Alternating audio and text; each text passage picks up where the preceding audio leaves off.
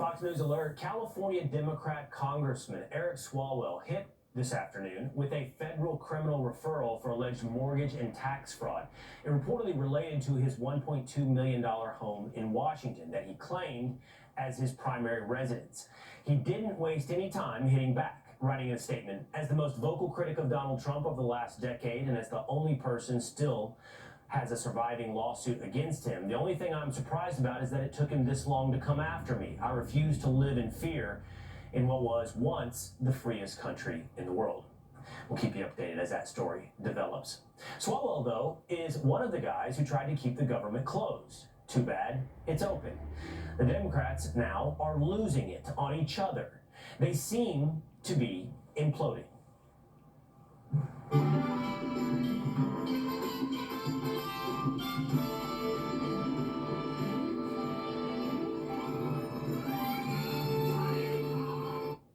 That's a robot falling on its face, but after the shutdown, that's about what's happening with Democrats as well, falling flat on their faces. It's understandable. They're furious over the whole thing. What they thought was a strategy was just bad policy. Even so, a little embarrassing is the way that they reacted on the House floor.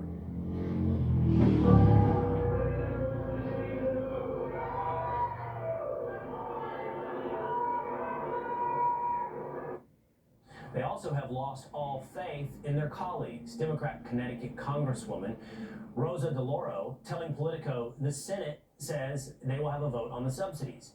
Do I trust any of them? Hell no. Meantime, Alexandria Ocasio-Cortez says it's time to challenge Senate Democrats. This problem is bigger than one person, and it actually is bigger than the minority leader in the Senate. And my hope is that people across this country actually participate in their primary elections in selecting their leadership. Thank you. Really, it's a question. Her progressive colleagues are a little more on the nose, a little more straightforward. I think we're in an unprecedented moment that, demands that we consider whether or not it's the time for new leadership. I think people understand what a betrayal this is Do tonight. you think the Senate Democrats need a new leader? Yes, you do, but that's not in my hands. And it's not just coming from House members. Do we need more effective leadership? That also means that the caucus has to decide for itself that we're not going to continue to break apart like this. We all have to hold each other accountable. It's comical. It's even predictable as we continue to hear about it that if you don't fall in line, you're fair game. On, and by the way, offline. The Republicans have been very kind to me from the beginning. Even from the beginning when Bobby was running as a Democrat, they weren't mean. No. And they never have been. No. And I can't say that for the Democrats. And the difference is, the right would say really rough things and names.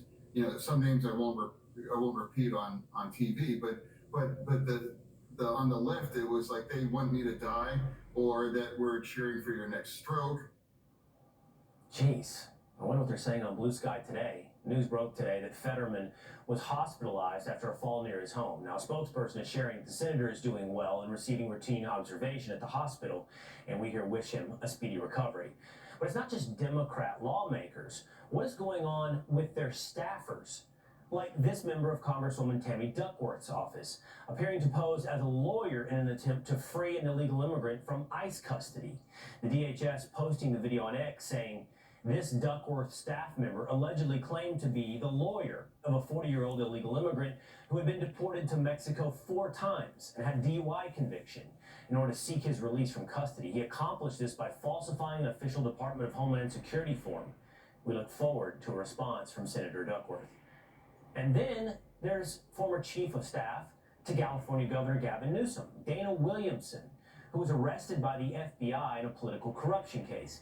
She's facing 23 counts, including bank and wire fraud and conspiracy to defraud the United States and obstruction of justice. Williamson left the Newsom administration last year, begging the question, what did he know and when did he know it?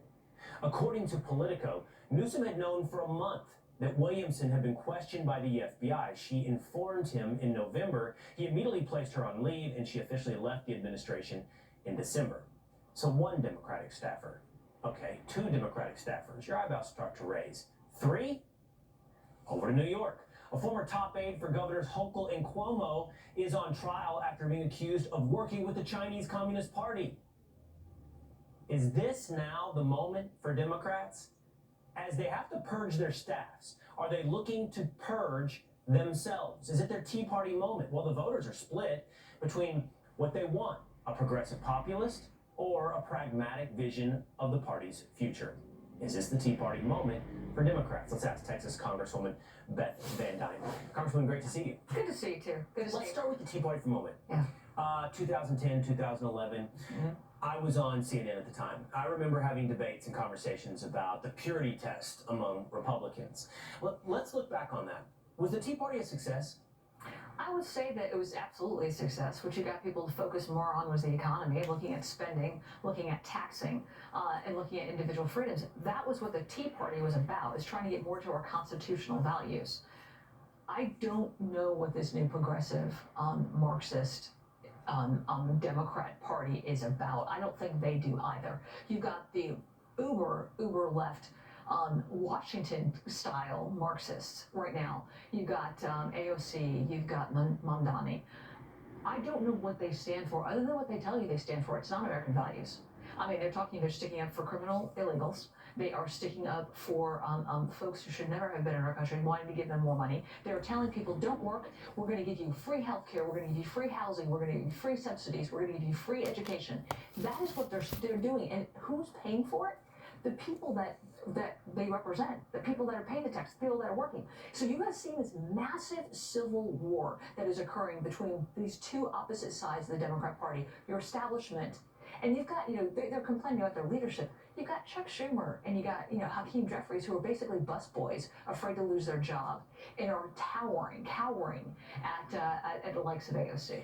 Yeah, what we hear from AOC in the clips that we just played is essentially the introduction of a purity test. Now, the purity test may be in service of or in pursuit of what you described, pure socialism, maybe the movement of the party. I do wonder if they go through this exercise, if they purge any moderate Democrat, what does it look like on the other side for them? Does it look like victory? Does it look like permanent minority status? Well, it'll be interesting to see after November. I mean, everybody's looking at, last Tuesday's elections and acting it like that is the litmus test. I would say getting a Democrat elected in New York City, and getting a Democrat, elected in New Jersey is not really that great of an honor. I would say go back to look at what happened in November. American people do not want this craziness that they see coming out of the Democrats. So quite honestly, I'm like, go ahead, double down. AOC, keep talking. Jasmine Crockett, please keep taking the microphone. You are the biggest help to the Republicans winning the midterm that I know of. Well, yeah, I think most Republicans feel that way. I think most Republicans would be cheering on Jasmine Crockett's run for Senate.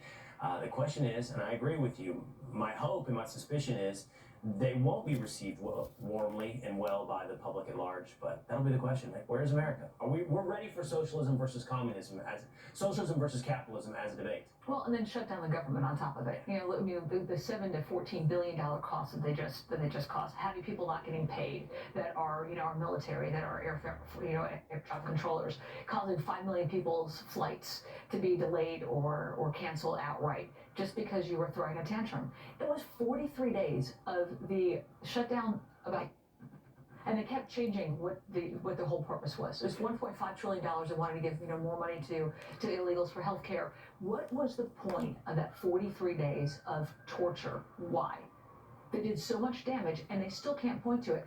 All the Democrats will point at different reasons why they did it. Right. But they wanted to continue. I mean, I looked at my colleagues last night on the floor. He had 6 of them that finally hit common sense. But the rest of them, the tantrums, the speeches, the screaming, it's all political theater. And it's a shame, because it did not have to happen. It's going to cause so much damage, and they want it to continue, apparently. All right, Congresswoman Beth Van Dyne, great to see you here. Good to see you. At home. Yes. All right, coming up, as the President and the First Lady shine a light on foster care, we zoom in on a Massachusetts family who got their license revoked for refusing to sign a gender-affirming policy. I'm going to speak with those foster parents next.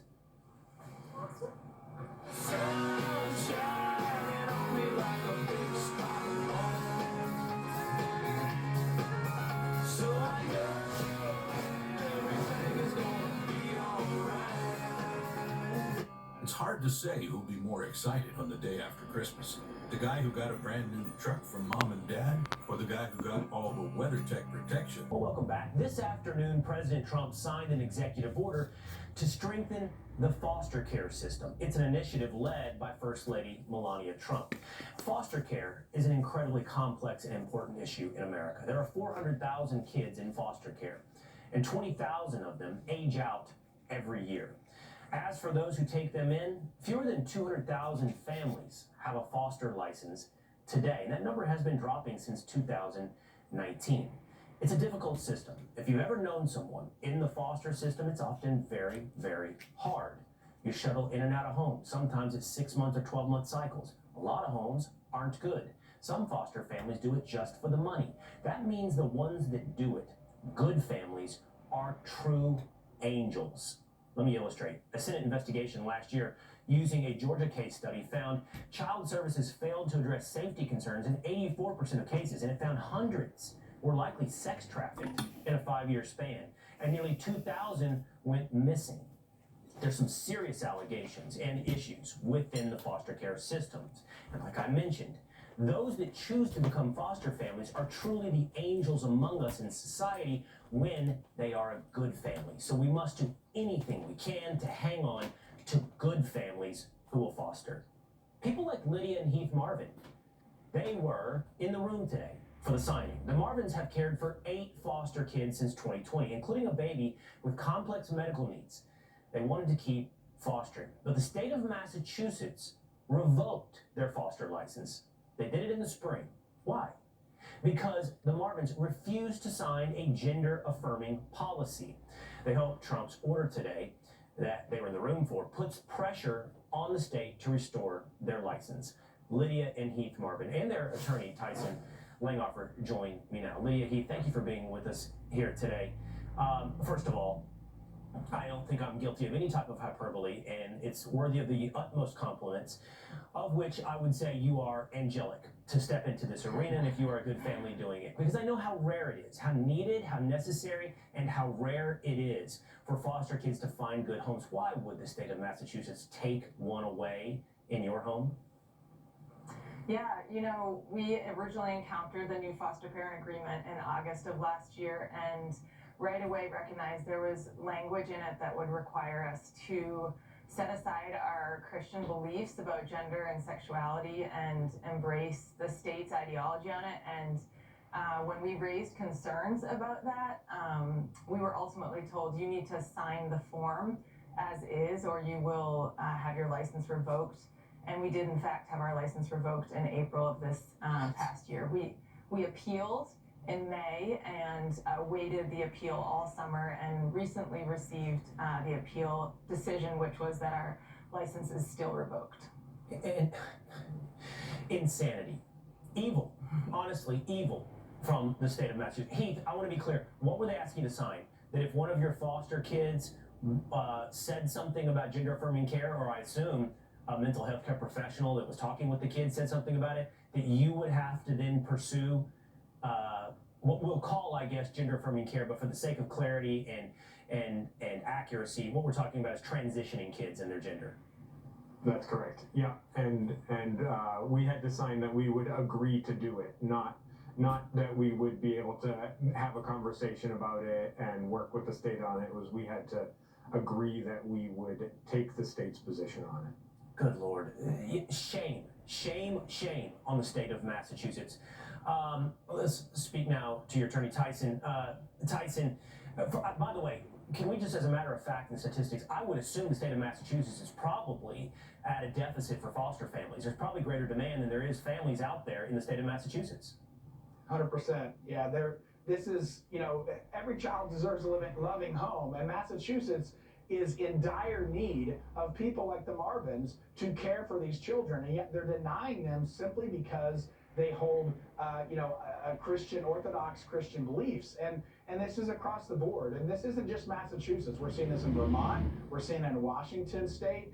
This is a real problem. So we're thankful that the Trump administration is stepping in because every child deserves a loving home. And Tyson, a lot of what we heard about today was about transitioning foster kids in the years kind of after they leave foster care. I think they're technically still under care, but we're talking about 18, 19, 20-year-olds, how they transition into adulthood. But will what was done today by President Trump help someone like the Marvins? Well, it remains to be seen, but I think it's a great first step because basically the Trump administration is going to start looking into whether they should continue giving federal funds to states who are denying, the rights of faith-based individuals who want to participate in the foster care system, and they have the constitutional right to do that. The state cannot deny somebody to participate in a program simply because of their faith, and the bottom line is they're hurting children. No doubt about it. Somewhere today, there's a kid in Massachusetts who's just stuck in a group home or in a bad foster home right now because there's one less good home, the Marvins. Thank you for what you do. I truly mean it's angelic. Thank you for what you do. We need more of you. We certainly don't need less of you. We need more good families, many watching right now, to step up and do exactly what you've done. Thank you, Marvins. Thank you so much for having us. Okay. All right, now to this. We're counting and continuing our deep dive into the affordability crisis. Today, let's tackle housing. The White House is looking at portable mortgages. That would allow homeowners with low mortgage rates to take that rate from one home to another if they move. President Trump also floated the possibility of a 50-year mortgage, which would reduce short-term, immediate monthly costs. Brand new today, we learned the average rate on a 30-year fixed is at 6.24%. That's lower compared to the same time last year. But we wanted to get into the question of why homes are so expensive in the first place. In order to do so, just like we did with education and healthcare, let's go over the wall. What we're seeing happen in America over time is that the average age of first-time homebuyers has crept up incredibly over the last 30 plus years. In 1991, the average first-time homebuyer was 28 years old. Today, that number stands at 40. 40 years old, the average, when you buy your first home. Part of that is the median sale price on homes has gone up incredibly over that same time frame. $120,000 in 1991, just over $410,000 today.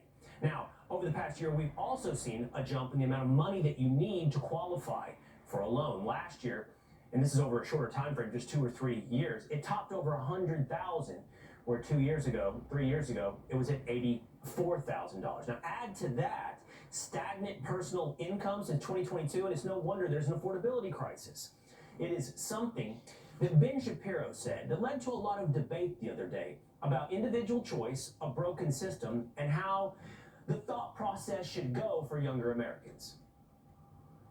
Young person and you can't afford to live here, then maybe you should not live here. I mean, that is a real thing. Yeah, I know that we've now grown up in a society that says that you deserve to live where you grew up, but the reality is that the history of America is almost literally the opposite of that. The history of America is you go to a place where there is opportunity. And if the opportunities are limited here and they're not changing, then you really should try to think about other places where you have better opportunities. It is undoubtedly true that America is the land of opportunity, pushing west, seeking greater fortune, but it's also a place where you should be able to live and prosper in the community where you were raised. And Vice President Vance has that different take. He spoke with Sean Hannity about it in an exclusive interview you can see tonight.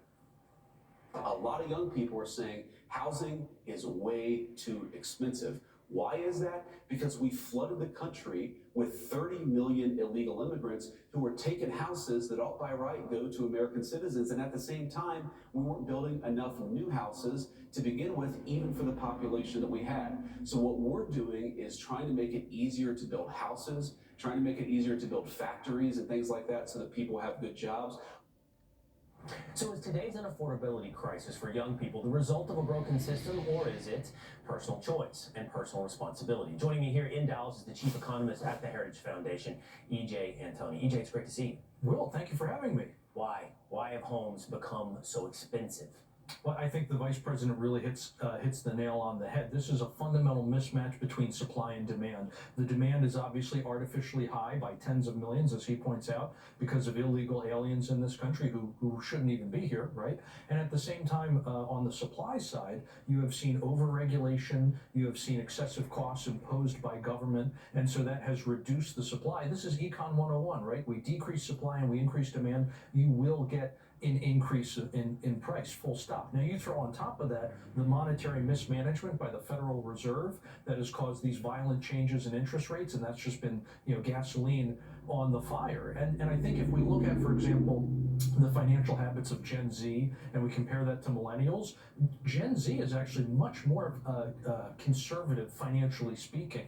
And yet the affordability for them is terrible when it comes to something like buying a home. So while you might find individuals in literally every generation who are not financially very responsible, right? I don't think we can paint a broad brush with Gen Z and say that somehow it's their fault. I think this is a systematic failure. What do you make of what Shapiro had to say about the fact that opportunity is fluid, it moves geographically, and if you take a place like New York, and we should point out, Shapiro was speaking specifically about New York City, but if you take a place, which by the way is the height of unaffordability, sure. If you take a place like New York City, maybe you're better served to chase your opportunity somewhere else, where there's greater opportunity and greater affordability. I understand the concept, but I still find those comments very out of touch, to say the least. That's the most generous terms I think I can apply there. Because if you look at something like the Atlanta Fed and their metric they use for home ownership affordability, there's literally only a handful of metro areas in the entire country that are considered affordable right now. So it's not as if everyone can simply move to those handful of places. What's that going to do to demand in those locations, right? This is a systemic problem that we're dealing with. It's not simply New York City. Okay, so it's a systemic problem. It's a supply and demand issue. So we need to increase the supply of homes out there. I take it that would be one of the solutions you would point to. And you mentioned regulation. What type of regulation? What do we need to do to make it so that more homes are being built?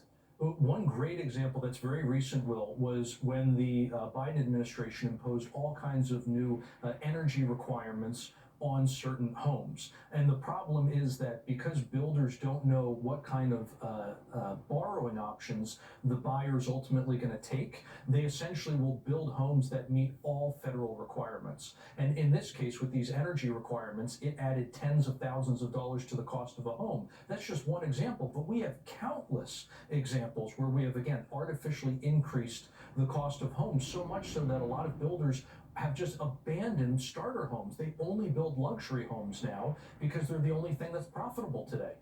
And I would have to think, you mentioned it a moment ago, just quickly before we go, we can't leave this conversation without talking about the role of the Federal Reserve. Mm-hmm. Interest rates have been paying the price for past interest rates being so low that inflated home values, now they're high, and people have to buy at the rate of the inflated home value, and it priced out an entire generation of homeownership. Exactly, and we fundamentally broke the housing market in particular because almost everybody uses uses financing, so it's very interest rate sensitive. And keeping rates so low for so long locked all these people into sub 3% mortgages. And you were pointing out on your screen over there that the mortgage rate is now well over 6%.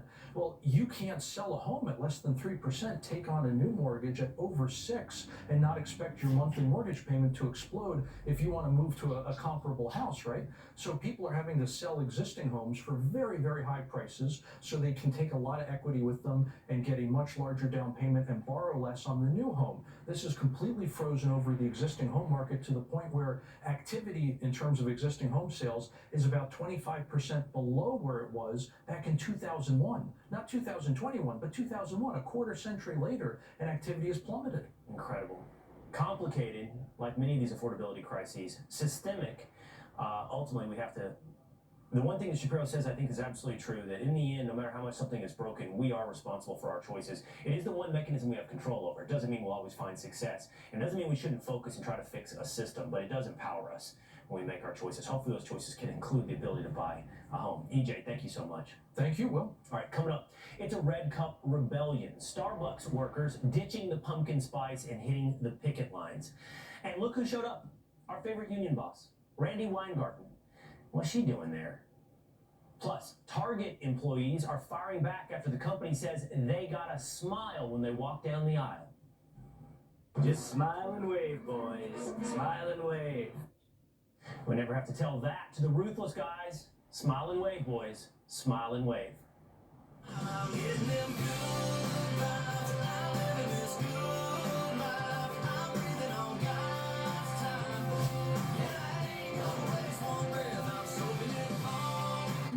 Behind this family's financial future is their advisor, helping them grow their wealth and share it across generations. And behind their advisor are Vanguard's institutional quality bond funds, powered by smart, repeatable strategies. Fact is, 90% of Vanguard's active bond funds outperformed their peers over the last 10 years. We can get behind that. Are you backed by institutional quality bond funds? Vanguard, discipline that delivers. Yep, your worst nightmare. Your car broke down. Now you're worried if it's going to cost you a fortune in repair bills. Unless you already call CarShield, the legit #1 auto protection company in the country. When you're protected with a plan through CarShield, the process is smooth like ice and done in as little as 3 steps. 1.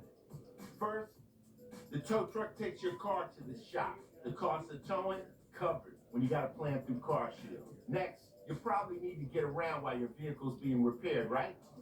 2. Plans through CarShield have rental car options too. Then comes the best part. 3. When you pick up your vehicle, you don't have a big repair bill to worry about. CarShield administrators get your covered repairs paid directly to the shop, so you're back on the road with no worries. Call now to get an affordable plan through CarShield for your vehicle before it's too late. When you call CarShield, whether you got a small problem like a power window motor that could cost a few $100s, or a big problem like an engine or transmission that could cost you thousands of dollars, you're taken care of. CarShield is the #1 auto protection company in the country, and their administrators have paid out more than $1 billion in auto repairs. That's billion with a B.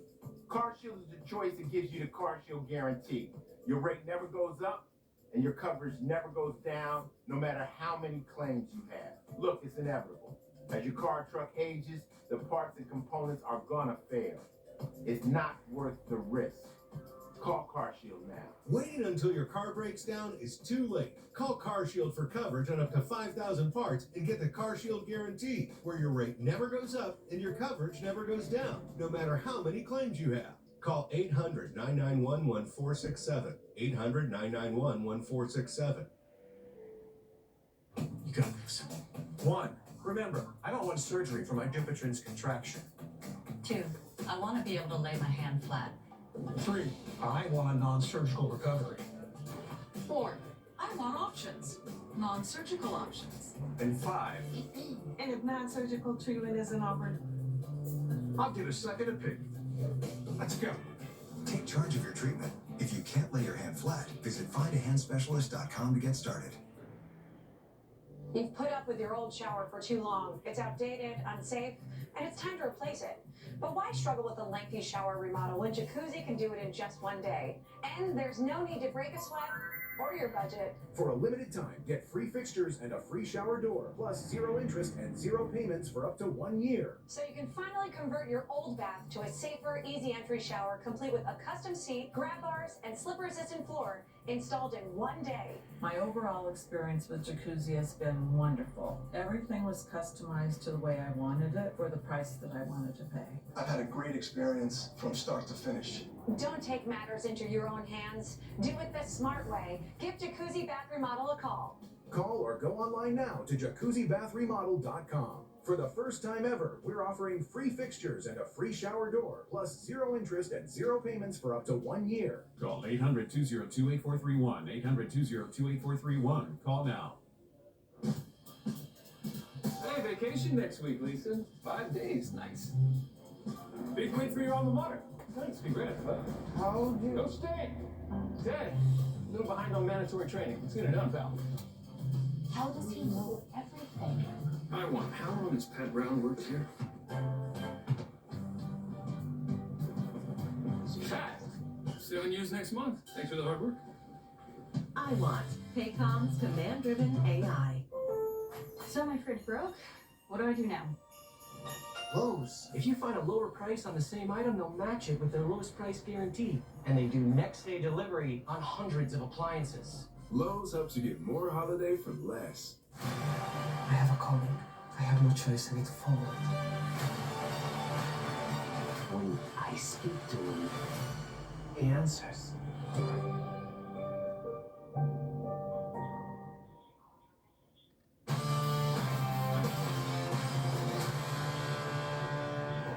Welcome back. We told you a lot about the H-1B visa program yesterday. Today, we'll put it into a bit of more context. Over the last decade, a majority of the visa applications approved were renewals. Take a look. Back in 2000, the U.S. approved about 178,000 H-1B applications. In 2024, that number doubled to 400,000. It peaked right after the pandemic.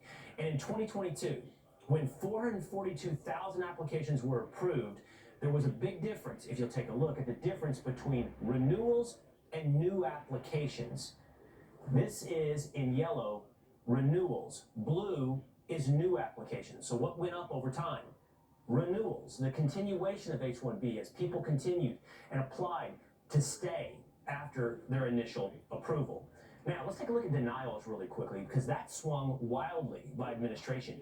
H-1B denials spiked during the first Trump term. 24% of visa applications were denied in 2018. Then you can see under Biden, a dramatic drop. Pretty much everyone who applied for an H-1B under Biden got in. That's the latest on H-1B visas. Now to this. Starbucks workers officially on strike. And teachers union head Randy Weingarten couldn't miss the chance to show her face. It is a barista's lived experience. It's the lived experience of those of you who are protesting on behalf of our baristas. It's a lived experience of parents and subway drivers and child care workers. That is who makes our country run. Right now, more than 1,000 unionized workers are hitting the picket line at more than 65 locations across 42 cities. This is happening on Red Cup Day, one of the company's busiest days of the year. But sales don't appear to be impacted.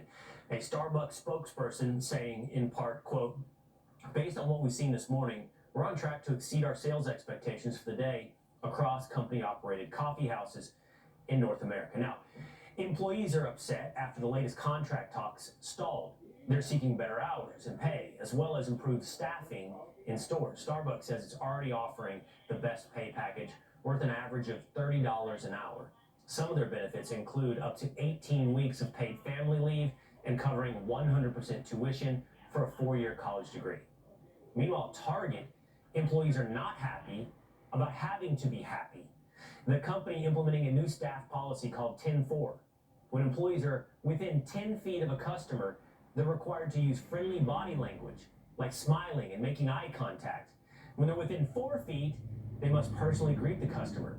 But workers are already not smiling, saying nothing says corporate joy like a mandatory smile, and there is no way they've lived on this planet for years and think, oh, waving is a completely natural thing to do with guests. Now, let's all wave and welcome in the Ruthless Podcast crew. It's Josh Holmes, Comfortably Smug, Michael Duncan, and John Ashbrook. Is this generational, boys? I feel like that's... I wouldn't think it needed to be codified, but maybe it does if you're having to convince people who work in the aisles of Target not to be rude. Yeah, hold on a second. I'm still stuck on Randy Weingarten out in a barista strike. So you would experience of baristas. I mean, this lady, she's got a job description like a schizophrenic billionaire. I mean, is she a teacher's union rep? Right. Yeah. Like, hey, hats off for the education of our children.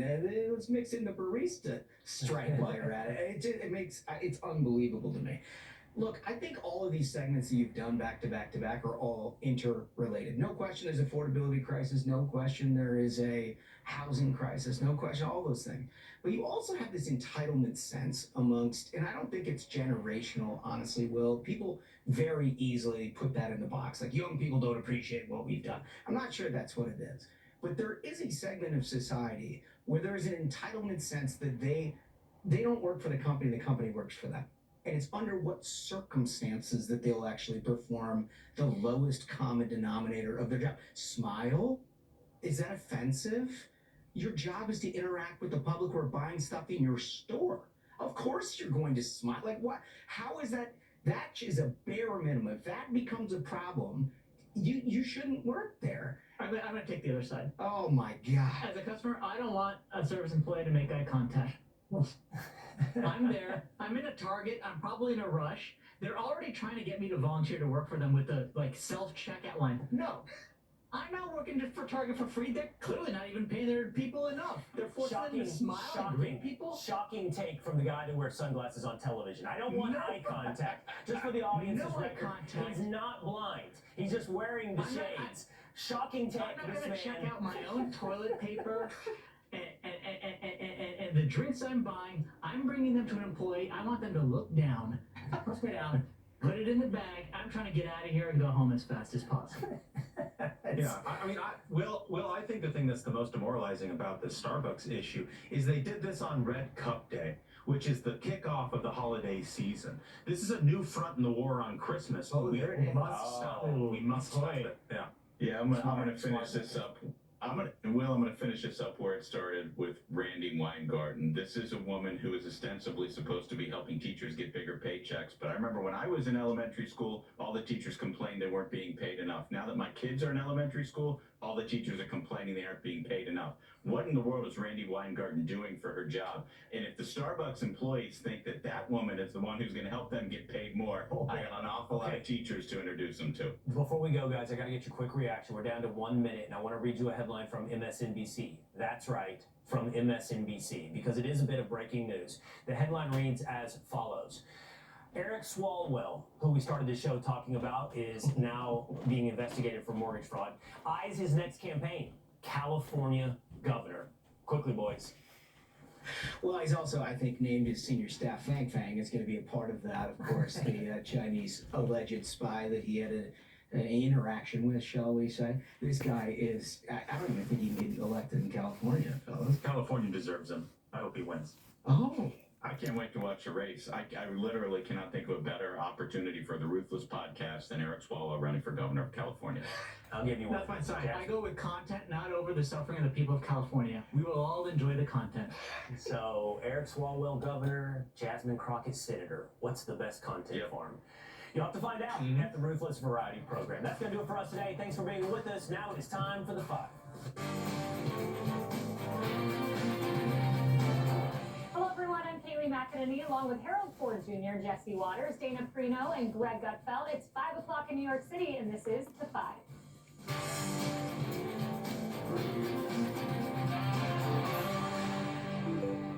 The socialist fever in the Democratic Party seems to be spreading after Zoran Mamdani's win in New York City.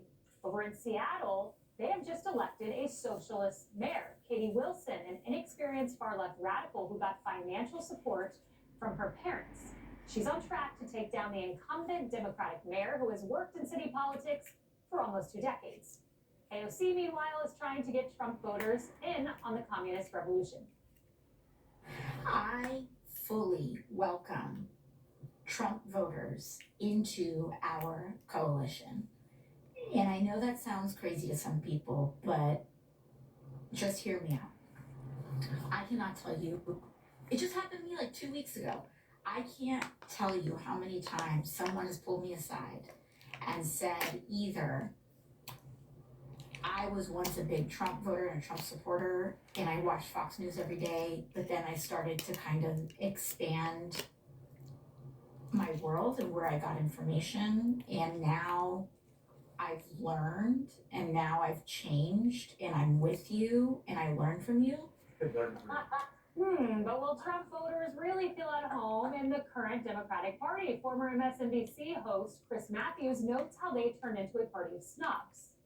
Democrats were an urban and a rural party. They're still that. Are they a rural party? The people that didn't get to college are voting for Trump. Why? Because of snobbery and attitude. And Pennsylvania Democratic Senator John Fetterman, who earlier today got rushed to the hospital after a fall near his home in Pennsylvania, and thankfully he's doing okay. But before that scary incident I mentioned, he was talking about the level of hatred he gets on social media from members of his own party. The right would say really rough things and names. You know, some names I won't repeat on TV, but the on the left it was like they want me to die, or that we're cheering for your next stroke, or that's terrible that depression won. Why couldn't it depression won? And I hope your kids find you. And then they even have like the graphic, a GIF where they have like a stroke, in your head. So, Greg, there's a slew of secret socialists whispering in AOC's ear. Yeah, I love, she says, I can't tell you how many times Trump supporters have come up to me and said, yes, I'm Democrat socialism and I can learn from you. Well, I can tell you how many. 0. Didn't happen. She made it up. Because one thing you know about Trump supporters, they're pretty solid on their beliefs about socialism. They make it pretty clear. That's like a dog saying, I can't believe how many times a fire hydrant has come up to me and said, hey, I really like getting peed on. Because that's what socialists look at America as a petri dish. We're the lab rats in their experiment. AOC is saying, lab rats, come join us. Embrace your tormentors. All socialists begin by saying they're Democrat socialists. And then when that fails, they drop the adjective, they go full authoritarian. Look at Venezuela. The leader, I can't remember, was it the ugly guy or the other guy? He pushed socialism for the 21st century. That was the slogan. Then he quickly shifted into authoritarianism he took control of the military, took control of the courts, took control of the elections, concentrated power. That's what happens. There's no such thing as Democrat socialism. It's just socialism. There's a class system here. It's the people who make decisions and the rest of us. Trump's role in that bifurcation, he's the agent on behalf of the rest of us. He's our a-hole lawyer that protects us from the elites. AOC pretends that it's the same role that they provide, that you can just simply switch lawyers. Come over to our side. She is actually arguing on the power structure that made our lives hell. Think about everything that she's done. She was for defunding the police, higher taxes, more regulation. She chased Amazon out of New York. She's pro-sanctuary and trans, cashless bail. None of these things any Trump supporter would ever go for. So she's making this whole thing up. As for Fetterman, he touched on the hierarchy of smears. And I said it before, you can call me Hitler, means that I can call you fat. Because in the hierarchy of smears, you left a whole lot of turf under Hitler. We will insult you till the cows come home. Shout out to The View. But we don't wish you're dead. We don't wish you're dead. But it's great because the personal smears hurt more. Because I can look in the mirror and go, I know I'm not Hitler. But when they look in the mirror, they go, yeah, they're right, I'm fat. You're not fat, Greg. No, let's talk about aliens. What? I do a bunch of programs today. Sorry about that. Should have saved it for Thanksgiving. Dana, there's this mixed message where we're told there's no socialist takeover, and yet in Seattle you have a socialist winning. In New York City you have the whispering socialist AOC. Yeah, so I've been pretty interested in all of this for a while because when Zohran Mamdani was on the screen, I looked around and I said, guys, it's coming to a city near you. And barely. Look, yes, in Minnesota, he tried and failed. But in Seattle, I was interested in this race because Well, the other guy that was running. I got that on speaker. I'll turn it on speaker. Okay, now I'm not on speaker. Worked very hard, worked his way Yeah. up. And she, again, Oh, well, how's she doing? parents to do all of this. She and her husband choose to live in Well, a tell her I said 600 hello. square foot studio And apartment with a toddler. Okay, tell her I she said says, hello and I "You too miss can her. live like me." Right, and now, but the other Democratic choice, it's not that the Oh, really? guy who worked Well, very hard I'm not and on worked the his way up sub. was a Republican. He's not. I'm not on what do He's you a call it? Democrat, and he's sitting Speaker there looking around anymore. going, wait. In fact, I just getting ready to have a handful of popcorn. The DSA has been quietly and Yeah, I had systematically working to build. that was their 2 troops. cheese sticks that was in there and And 2 that pieces of policy chicken. will beat no policy. But every I time. only They're super ate a smart part about of one of the it. They pieces know of how to chicken, organize. and I ate the They 2 have, cheese sticks. But classes I where saved you the can learn how chicken, to set it speak out there in better. the sink because They I thought are maybe you might want to teaching give that people how to to go and be Josephine. persuasive. Now, in a lot of ways, to me, it's Yeah, like she the might counter eat to that. Turning Point USA. If you take the crust And off of it. thankfully, Turning Point USA is growing so much, and their mission is assured because of Erica Kirk's stewardship there. Well, and they're gonna tell do her it I love because her and Peter I Thiel, miss her, who's an amazing, and I'm glad you all had a good time. entrepreneur and somebody, a technologist, he also says that it's understandable why younger people today. Well, I just want to tell you I love you and I miss you and I'm glad you girls had a good So time. if they're only getting that message and not hearing from anybody else, and that is going to win every single time. Well, she just loves you to pieces and misses you. And of course, she's been caring for me night and day. The guy who worked his way up through the Democratic Party, and he's Well, got the establishment, I'm hanging. and they don't want the establishment. I'm hanging in there. Checks all of the boxes. By the way, if you know anybody looking for a condo, one of my high school buddies, actually grade school buddies, Eddie Smallwood, he was an educator and he lives in Florida, and he bought one, and I sold him one, and now he's wanting to sell it because his mother passed away, so he doesn't need it any longer. It's in Walton, Kentucky. It's a really nice one, two bedroom with big pool. It's on the second floor. Everything's new in it, though. It's really nice. And the price is about $215.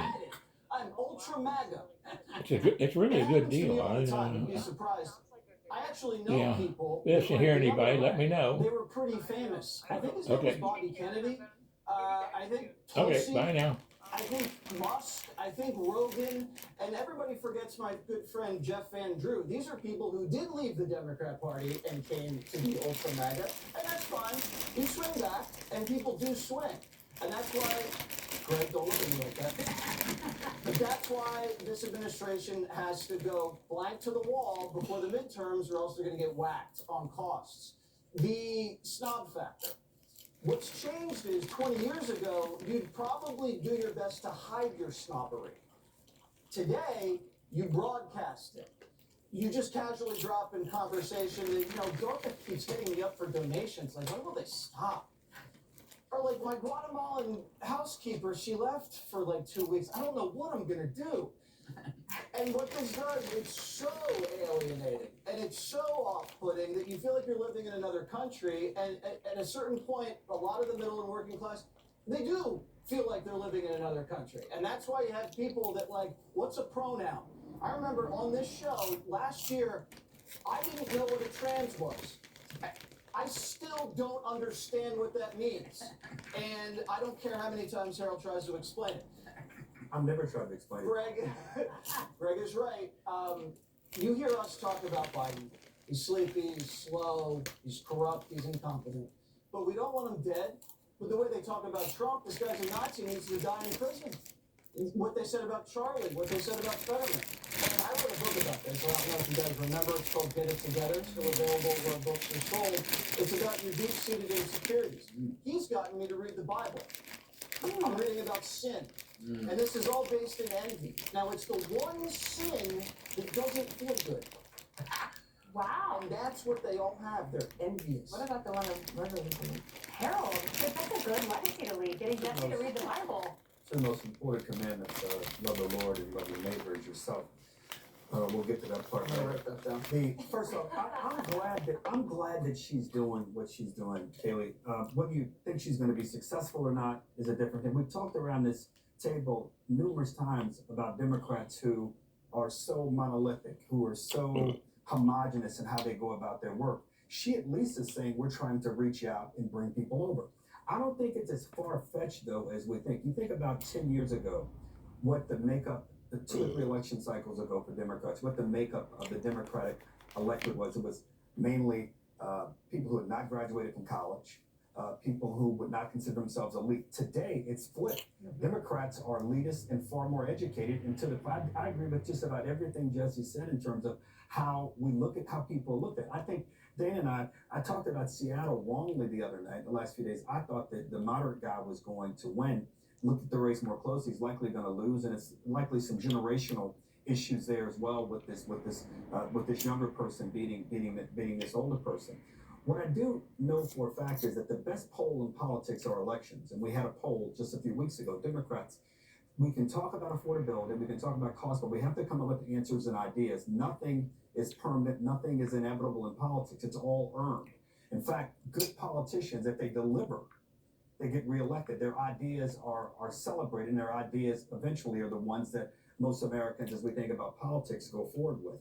So I think it's refreshing to hear. I sometimes disagree with the Congresswoman from Queens, but I like this approach. I'm not convinced around the table that she's having that MAGA supporters are flooding her mailbox and her email and coming up to her street as much as she said. But I got to tell you this: the only way Democrats were going to win nationally, and for that matter, even in big parts around the country, is we're going to have to convince voters that we have not only a better message, but a better plan to make their lives better. So I appreciate her doing what she's doing. Well, on the note of the Congresswoman from Queens, AOC, do you remember the last time you guys flipped a Senate seat? It's 2022, John Fetterman. Okay, I'd be listening to Fetterman over AOC. But I'm saying, I listened to both of them, Caleb, but what she said there was that she's wanting people to come over. We've been critical of Democrats. I think there was somebody we talked about a few weeks ago said, I'm only going to speak to Democrats. We don't need, I think it might have been the former Congresswoman of California, Miss Porter. Maybe it was her. I know it was someone, and we were critical of her.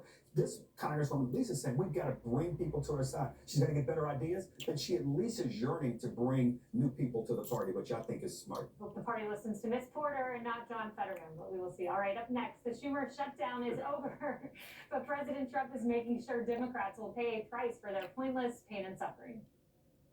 Baby, I'm a rolling stone. Maybe you can miss me when I'm gone. And I don't know if you really care to be by your side. Things are a little different here on Riverbend Ranch. Our days start a little earlier, and our meetings don't take place in boardrooms. And the folks gather around the water hole rather than the water cooler. Truth is, all our cattle are born and raised right here in the USA. And we raise them a lot different than most outfits. I'm told that most city folks don't know that up to 90% of cattle grown in America have been implanted with artificial growth hormones and fed antibiotics. But at Riverbend Ranch, we raise our calves the old-fashioned way, and they're never given growth hormones and never fed antibiotics. That's because we don't like to mess with Mother Nature. We believe that cattle grown naturally is not only better for the cattle, but also better for those who show up for dinner. We think you'll notice it's more tender and has a better flavor. That's because 35 years ago, we began selecting genetics for our Angus herd focused on flavor and tenderness. 35 years of genetic selection, and that's made all the difference. Angus beef is special, but wait till you taste our Angus beef. One bite will say it all. Order from riverbendranch.com. We ship directly from our ranch to your home. Riverbend Ranch. Real American beef. Introducing the fastest Christmas tree ever, the Superstar Santa pop-up tree. Forget the hassle of setup. Just drop the ring and a majestic 7-foot tree appears with festive decorations and 200 warm LED lights already hung. Top with Santa projecting the North Star onto your ceiling. Use the remote to pick from 7 colors and 32 dazzling light modes. When the holidays are over, it comes down fast and stores away with ease. Get the Superstar Santa tree on Amazon with free delivery. You okay in there? Consumer Cellular knows there are a lot of offers flying around, but they slip away too fast. We don't play games. What you see is what you get. No hot air, just plans starting at $20. Bet you're glad you wore cargo pants. Because cargo pants have all those pockets. You can see how we can cut your bill. Plans start at just $20. Call Consumer Cellular. Jesse takes on the issues None of this adds up. like no one else does. Wait, there's more. Get the latest tonight on Jesse Waters Primetime. Think you've got sports? Check your lineup.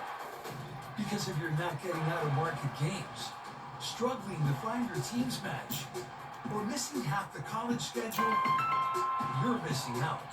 Only Spectrum TV gives you all the streaming hits with live TV. Yeah, are you on the road or? Now all together. I'm on 275. I just got on. So unlock more leagues. Well, what you I got? am so tired. I am so tired. I can't even begin to tell you. Well, just come on home. I'm into a standstill. Come on home and go to bed. And more jaw-dropping Oh, you know finishes. I'm not going to go to bed. Well, you can go to bed and we can both go to bed. Across your devices. When it That was comes your to trying to watching say. What sports, did you eat any of this your is the fish? ultimate Did you lineup. want any? I ate just a little bit of one piece there. Oh no, what? It wasn't fish, was it? It was chicken. No, your hoagie was fish from a roast. Oh no, I haven't eaten any of that. No, I just had one little piece of the chicken, about a half of the piece, and then I had the 2 cheese sticks, and then I had a little popcorn, and did have one little chocolate, what do you call it? Chocolate pudding. Yeah, I had one pudding, not the sugar one, but the ones without sugar. And then I had a Diet Coke, and I think I've had 3 of your drinks. And when I just got a Diet Coke here, and government back open for business after the deadest shutdown in history caused I've been $90 billion.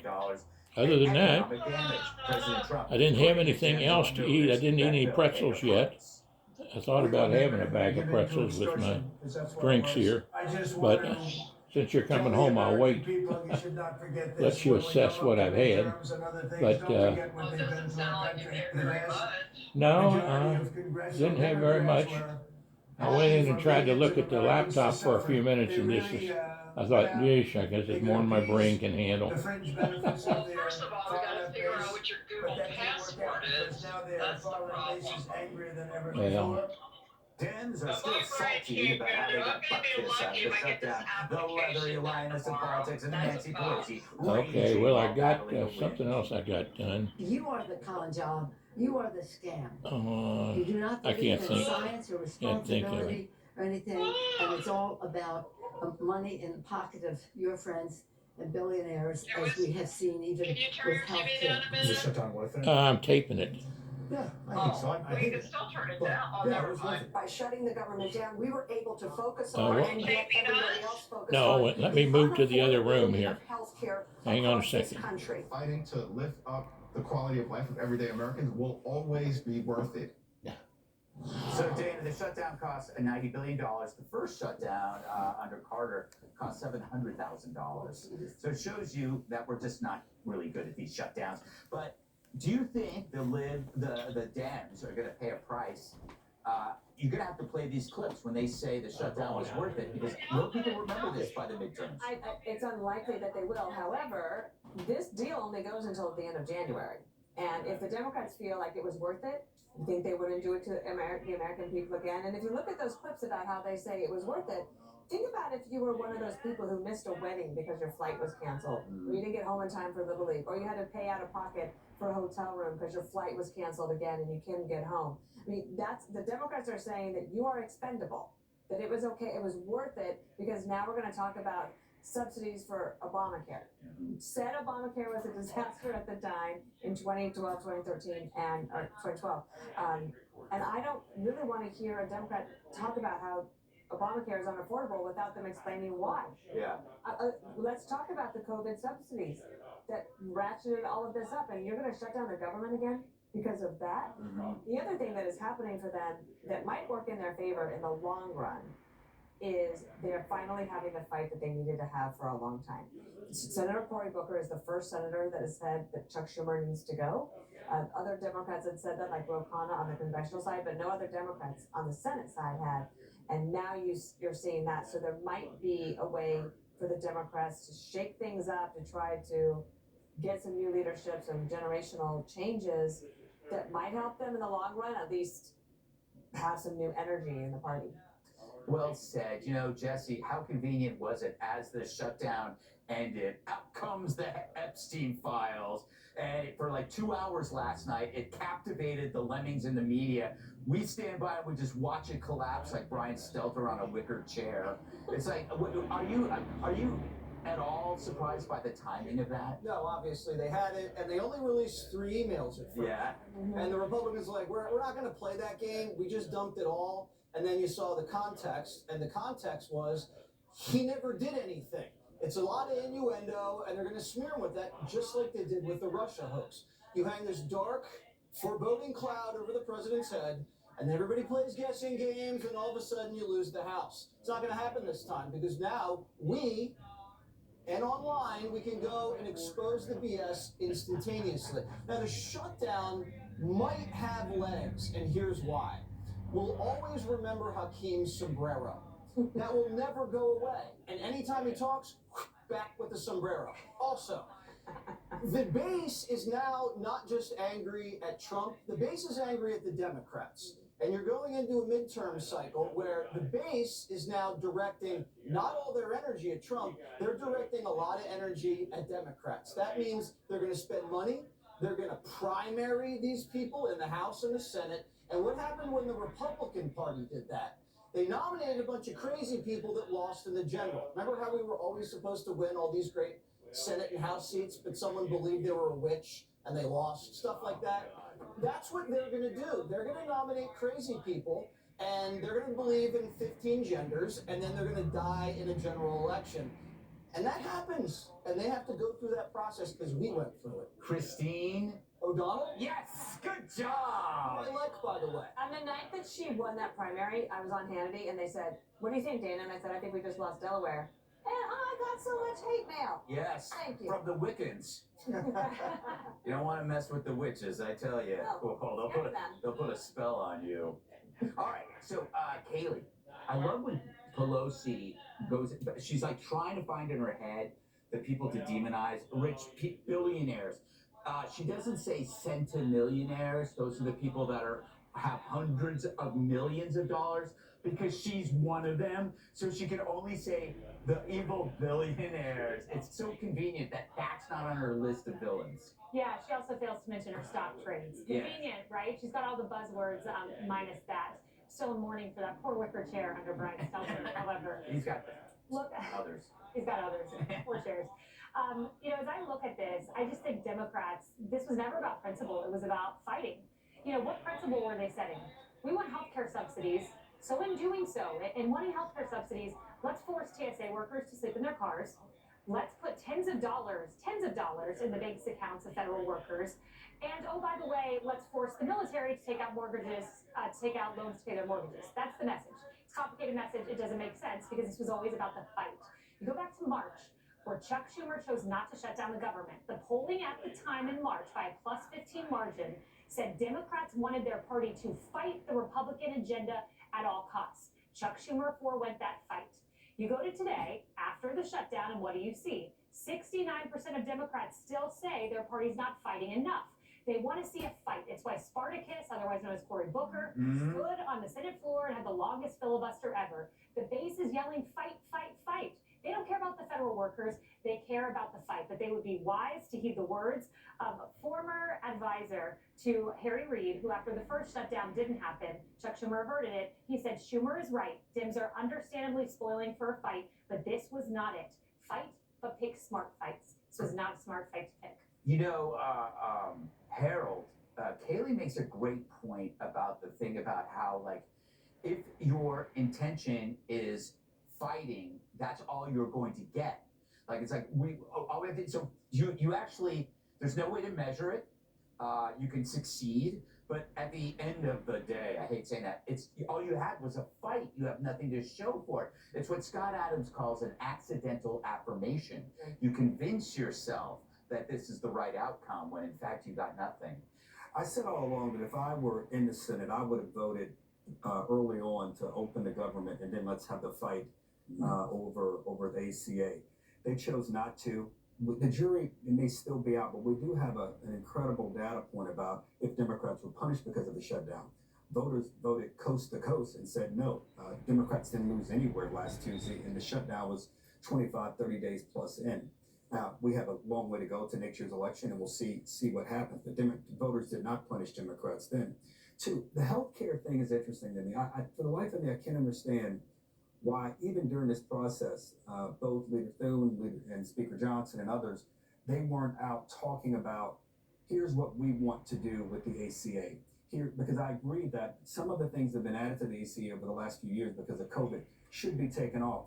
And you're providing health care to people who are earning hundreds of thousands of dollars a year. We got to figure out in some regions of the country that may make more sense than in other regions of the country. But we shouldn't kid ourselves either. Technology and medical breakthroughs and innovation are causing healthcare costs to go up. People are living longer and they're consuming more things, including medical care. So we as a nation have to step back and as much as, and I'm the first to applaud every cure, every medical innovation, every medical breakthrough, but we have to understand what that does to our overall healthcare system. And you combine that with the challenges we face with people who who live in rural America and parts of urban America who don't have access to some of this health care. Finally, if I were President Trump, or if I were Democrats thinking about it, I try to say this all the time.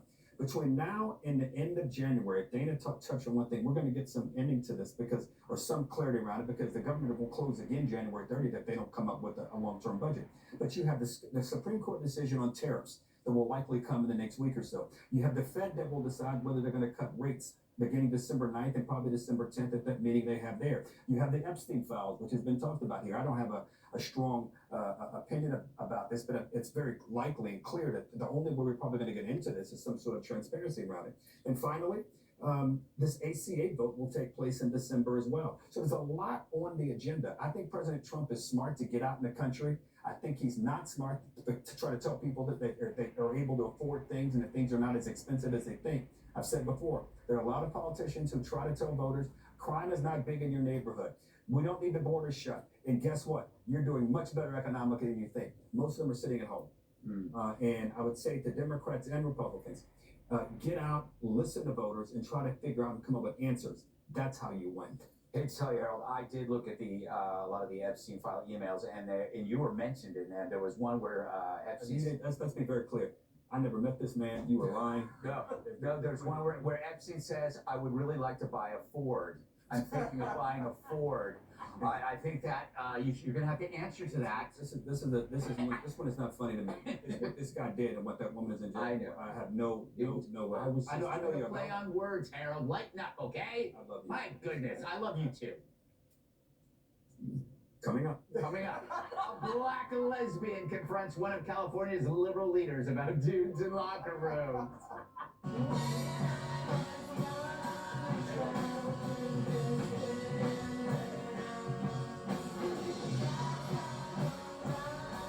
Force Factor Better Turmeric promotes joint health and provides inflammation support to maximize comfort and help you feel great. Why? Better Turmeric contains clinically studied curcumin for 329% better absorption. Rush to Walmart and find Better Turmeric from Force Factor. Hi, I'm William Devane. Take a look at this tree. It's over 200 years old and still going strong, just like gold. Never before has it been more important to protect your assets, IRAs, and 401ks. I've worked hard for my money, and I'm not about to lose it now. I protect my retirement by buying gold every chance I get. I buy my gold from Rosalind Capital because I trust them. With Rosalind, what you order is what you get. No gimmicks, no nonsense, no hassle. Just call, and Rosalind will send you free information on how you can protect your assets and your retirement. So protect your future from the problems of the world. Invest in stability with Rosalind Capital. Call. So the woman who went viral for confronting a biological man in the women's locker room at an LA gym is not done speaking out. She's confronted one of California's top liberal leaders, Tish Hyman, going face-to-face with State Senator Scott Wiener about the incident during a town hall-style meeting. I'm deeply concerned about women's safety in female-only spaces. What would you say to women who are seeking assurance that their safety will be protected from men who, by California law, can self-ID as women in women-only spaces, sir? Please tell me. Yeah, so we want, everyone to be safe. And we also know that we have trans people, both men and women, who are men and women. And so, if you're trans women are women. Wrong, Kaylee. She was very respectful. She was there to ask a simple question. She got a very complicated, convoluted answer. Good for her for pressing this. I mean, this is basic common sense. We talk all the time about biological men and women's sports. Literally all the time. That's an 80-20 issue. And in this case, this is Tish Hyman from the Gold's Gym that went viral. We all saw the tape. Well, Tish Hyman, the individual she confronted, said he deserved access to the gym because he wanted self-feminine power. Self-feminine power. This is the biological man she did not want to watch undress. Biological man she did not want to watch undress was sentenced to a year in prison, minus time served. He had been convicted of both domestic violence and drug trafficking in the past and a slew of other charges. So this individual, if you pull this is an 80-20. This would be like 99-1. And the left would be wise to either drop talking about this issue entirely or start talking about it the way Gavin Newsom has in that interview with Charlie Kirk. But Harold, what is there something? Maybe the state senator, Mr. Wiener, believes that this is the case, or is it something in the Democratic Party that makes them think that they have to answer that way, or else they'll get canceled? I can't speak for everybody in the Democratic Party. I can speak for me. This is one of the dumbest, most outrageous things. This young woman was right, and this state senator, I disagree with him. I hope when he's up for re-election, he doesn't get re-elected. But this is not. Democrats have won last Tuesday, didn't talk about any of these issues. Yep. And if we want to get back to winning, we better start talking about the economic issues. As my great friend James Carville once said, it's the economy. Jesse, do you think that he drinks out of a straw in public? Well, you can tell because he's wearing Argyle socks and he's crossing his legs. And he's twirling the microphone cord like a girl. I can't identify as black and join the NAACP. I can't identify as Native American and open a casino. You can't identify as a woman and go into a woman's locker room. If you have those parts, you go into the male locker room. Female parts, you go into the female locker room. Let's just do what we've done for thousands of years, okay? It's not that complicated. In the 1990s, if you saw a penis in a girl's locker room, they'd kick the guy out. Today, if you see a penis in the women's locker room, they kick you out for complaining. It's the dumbest thing I've ever seen. And if you're upset with Epstein, but you're not upset with this, you're not doing it right. Great point. Yeah, during this event, she said, finally, like, I'll leave. And the moderator tried to cut her off. And she said, you don't have to cut me off, I'm leaving. And the moderator said, no, you don't have to leave. And she said, I am leaving because you know what? You guys are not protecting women. And that is her crusade. That's her point. You got to see that whole clip because it's incredible. And it's not dumb. It's actually really dangerous and destructive, this ideology. I have to point out that her name is Hyman and his name is Wiener. I wrote the same thing down. Look. Yes. And Hyman won, which is, that's a shock. But it exposed the woke pyramid of preferences. A black feminist lesbian is viewed as a villain, inferior to a violent felon who broke a woman's jaw and then took her name and pretended to be a woman. So she actually, you have to watch the clip, she threw their one weapon, which is identity politics, back in their faces. She said, don't use my civil rights story, the story of blackness, to create or protect a biological fiction that allows women to be hurt and kids to be mutilated. I mean, she went right at them. And this is important. So there's this writer, Wesley Yang, who documents all this stuff. We have male murderers of women who are put into women's shelters and prisons where they kill. One actually beheaded a woman. There's the attempted assassin of Brett Kavanaugh. He had like 20 years reduced from his sentence because he stated he was a woman and got a special preference. There was a registered sex offender who loitered for hours in a high school girl's locker room in front of kids. When they got his phone, he had the schedule for children's swim lessons as well as child porn on his phone. All of these people, Scott Wiener would defend instead of the women there. She should be running for Pelosi's seat, not that Wiener. This guy is the worst kind of coward. She was sharing a risk, taking a risk, and he chose the mob over her. This is a sad sit for Congress? Yeah, he wants Pelosi's seat. Wow. Wow. All right, coming up next, Kamala Harris says she actually outsmarted President Trump. Actually.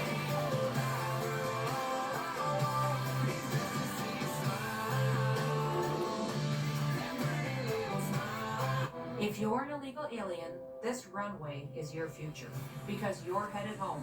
ChatGPT to cheat at fun activities like escape rooms, trivia nights, and even book clubs, Dana. Can you believe it? I hate all of this. You are only hurting yourselves. But I do think it's going to become a thing to have, you put your phone away at a comedy show.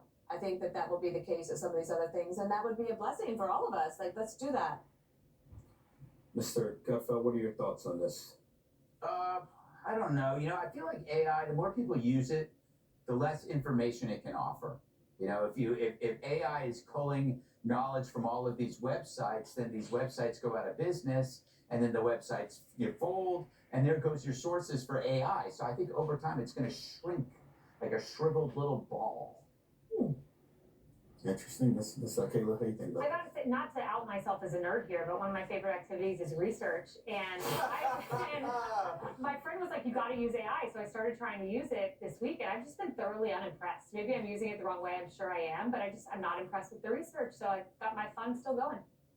Jesse, you told me in the green room that one of the reasons that ChatGPT doesn't affect your games because you do a lot of dice games and I'll tell you what, I was playing Trivial Pursuit with my sister about 15 years ago when I visited her at college, and I disputed one of the answers because I assumed I was right, and the game was wrong. And so I just called the brain room and had the brain room answer the question. Now, we have had AI for years. It's called the Fox News Brain Room. We just ask people questions who are like you. They love research, kind of nerdy, but they're good. And they will answer your questions very accurately. It just takes a little longer than AI. And I was abusing the brain room by doing that in my spare time, and I'm sorry. And if that's against the Fox News policy, dude, AI is so much faster and better than the brain room. Hey, I love the brain room. I love the brain room. How dare you? Brain room. Lock the phones up and play Monopoly. One more thing is up next.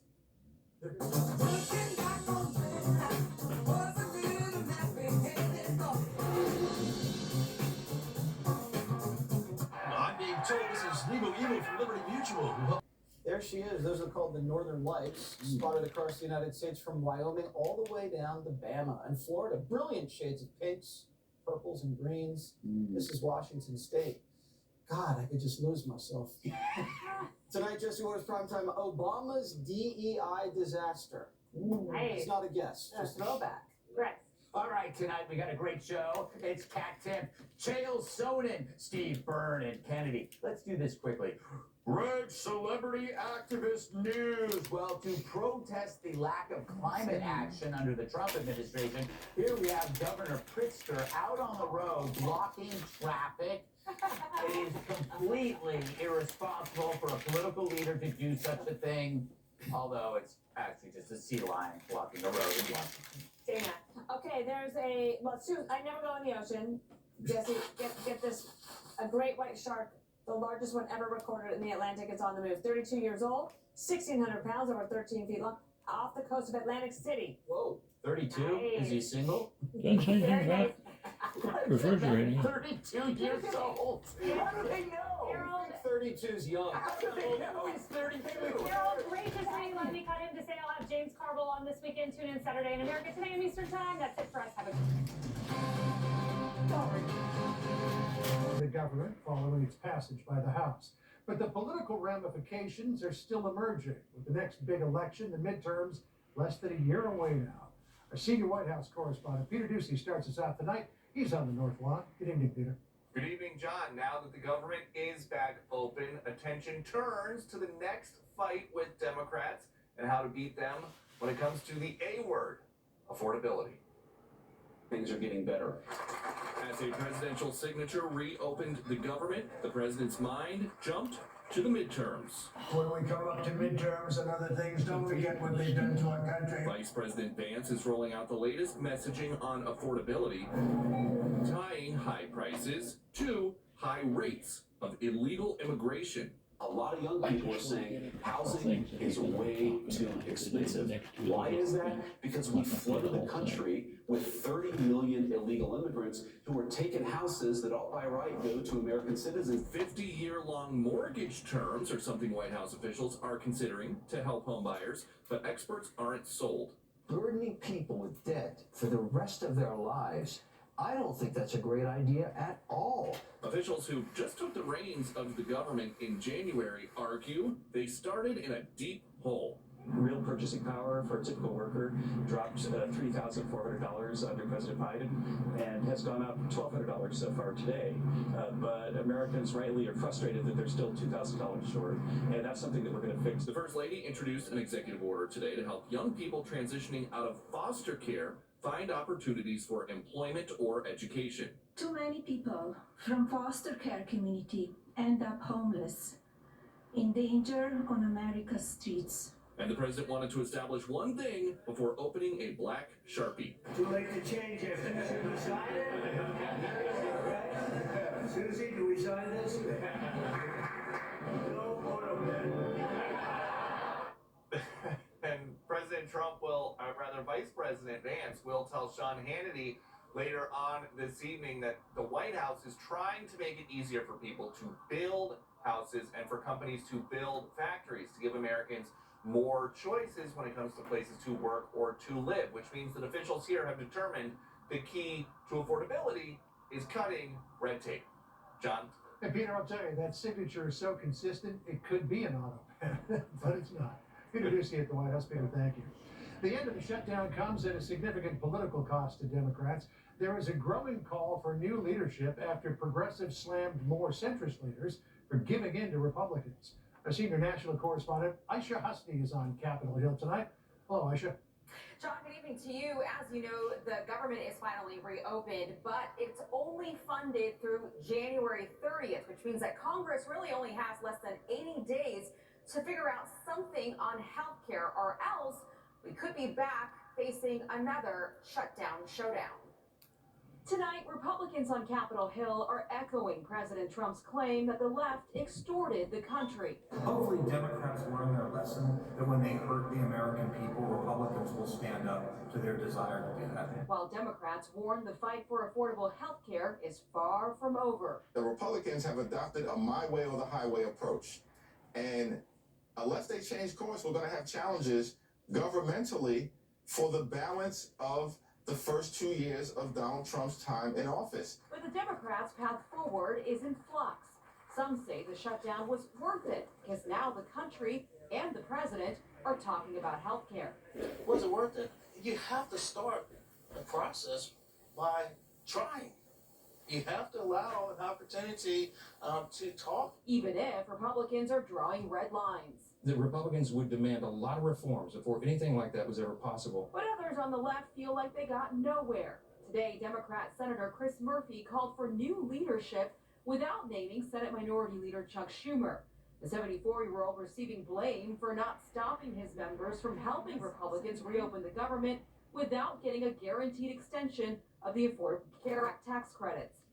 I don't think that that's the way that you save a democracy. And yes, that means we need more effective leadership. Senator Cory Booker said as much last night. The Democratic Party needs change. It's time for a new generation of leaders to stand up to Trump. And John, remember, part of this whole deal is to give Senate Democrats a vote on those tax credits sometime in December. The centrists over there are hoping that they have bought themselves a couple of weeks here before that vote to get with the conservatives and maybe come to a bipartisan agreement, something that might have a shot in the House. We'll see if their party will allow them to do that. John? We'll see if that goes forward. Meantime, I should a Democrat who voted every time to reopen the government from day one. John Fetterman is in the hospital. What do we know about that? He is. He actually was taking a morning walk when he fell, and when he fell, he actually hit his face on the ground and suffered some minor injuries. He was taken to the hospital where doctors found that he had a ventricular fibrillation flare-up. Hope I said that right. He is doing well, though. He says, if you thought my face looked bad before, wait until you see it now. So he's in a humorous spirit. He's still at the hospital right now for routine observation. John? Good humor there, but ventricular fibrillation is certainly nothing to fool with. Aisha, thank you. Appreciate it. There is increasing anticipation tonight over the release of files concerning the late financier and sex offender, Jeffrey Epstein. A House vote on access to the documents is expected soon, following yesterday's swearing in of a new Democratic representative. Democrats are hoping to link President Trump to the scandal. Our chief Washington correspondent Mike Emanuel tells us where things stand tonight. Speaker Mike Johnson says the House will vote next week whether to authorize release of the Justice Department's documents from the Jeffrey Epstein investigation. His hand was forced after his swearing in of Democrat Congresswoman Adelita Grijalva. She became the 218th member to support an effort to force the House to make it all public. The White House tried to persuade Congresswomen Lauren Boebert and Nancy Mace to drop their support for the discharge petition. I'm never going to abandon victims. I'm never going to abandon survivors. And in fact, in the last 2 years, I've drafted over a dozen bills to protect women and children. And I think it's very important that, that we do what we need to do. The House Oversight Committee has been conducting its own investigation into Jeffrey Epstein. It notes it has already released about 65,000 documents to date, including from the Justice Department, the Epstein estate, and a deposition from former Trump Attorney General Bill Barr. Oversight notes DOJ has already produced roughly 33,000 pages of records to date. They can vote however they want. Look, at the end of the day, we're doing everything and more that the discharge petition says. Once it passes the House, how the Senate handles it remains uncertain. Pennsylvania Senator John Fetterman notes his party had an opportunity to act on the Epstein investigation during the Biden years. What's going to happen is, since it's entirely appropriate, release everything. Release all of them. Another one of my questions is we sat on those for 4 years too. The White House insists the Epstein emails that have already been released, quote, proved absolutely nothing. If the Senate were to pass the House legislation, of course, the president could use his veto power. There's a large belief that this is going to go nowhere, even if the House votes on it, but it's symbolic. We'll follow it. Good to see you tonight, Mike. Thanks, Sean. Well, after setting a record yesterday, the stock market experienced its worst day in a month and second worst since April. Dow goes up, the Dow goes down. The Dow plummeted 798 points. The S&P 500 fell 113. The NASDAQ lost 536. Attorneys for two of President Trump's most outspoken political enemies are trying to get federal indictments against their clients dismissed. Lawyers for former FBI Director James Comey and current New York Attorney General Letitia James were in court today. Correspondent David Spunt has got the details from Alexandria, Virginia. Good evening, David. John, good evening to you. This was a quick hearing, about an hour and a half, with no resolution. The judge is going to rule here in a few weeks. But as you mentioned, lawyers for New York Attorney General Letitia James and former FBI Director James Comey, they want interim U.S. Attorney Lindsay Halligan out of a job. They say she is serving unlawfully. That's because interim U.S. attorneys are only by law allowed to serve 120 days. There already was a U.S. attorney named Eric Siebert that filled up that 120-day period. That's what is making it difficult for her, according to these attorneys. Now, there was that interim attorney, meaning the 120-day mark has passed, and lawyers for the defendants told the judge that cannot be extended for Halligan. Comey and James hope that if they remove her from the job, the cases, John, will be thrown out completely. She's the only one who signed the original paperwork when both defendants were indicted.